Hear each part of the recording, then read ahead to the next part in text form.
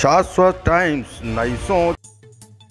कानपुर में सबसे चर्चित बिकरू कांड से चर्चा में आए पुलिस मुठभेड़ में मारे गए विकास दुबे के साथ ही खजांची जय वाजपेयी को जिलाधिकारी ने भू माफिया घोषित किया है।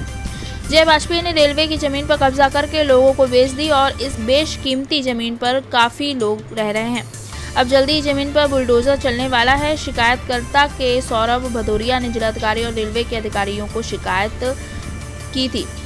खजांची जय वाजपेयी ने रेलवे की बेशकीमती जमीन पर कब्जा करके उनको बेच दिया है। कानपुर के जिलाधिकारी नेहा शर्मा ने जांच लेखपाल राम दिलावन भारती से करवाई। लेखपाल ने जो रिपोर्ट जिलाधिकारी को सौंपी है उसमें यह साबित हो गया है कि जय वाजपेयी ने रेलवे की जमीन को कब्जा करके बेचा है। जिलाधिकारी ने अब इस जमीन पर कार्रवाई करने का फैसला किया है। जल्द हो सकता है कि बुलडोजर पर जमीन पर चलाया जाए और फिलहाल जिलाधिकारी ने जय वाजपेयी को भू माफिया घोषित कर दिया है।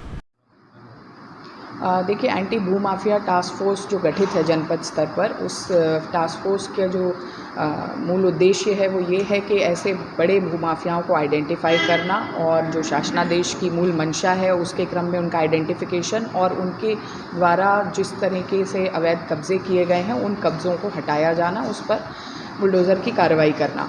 उसी क्रम में जनपद में निरंतर ये कार्रवाइयाँ चल रही हैं और कल बैठक जो आयोजित हुई थी उसमें हम लोगों ने 3 मुख्य इस तरीके के भूमाफिया चिन्हित किए जो जनपद में जिनका प्रभाव रहा है, कुप्रभाव रहा है और उन लोगों ने अवैध कब्जे भी किए हैं। उसमें एक बिकरू हत्याकांड से संबंधित भी एक गैंग है जिस पर गैंगस्टर की कार्रवाई ऑलरेडी प्रचलित है और उनके द्वारा रेलवे की ज़मीन पर कब्जा करने की शिकायत भी प्राप्त हुई थी जिसको जांच करवाया गया और उसमें उनके विरुद्ध में तथ्य निकल के आए हैं। इसके क्रम में हम लोगों ने उनको भूमाफिया के रूप में चिन्हित किया।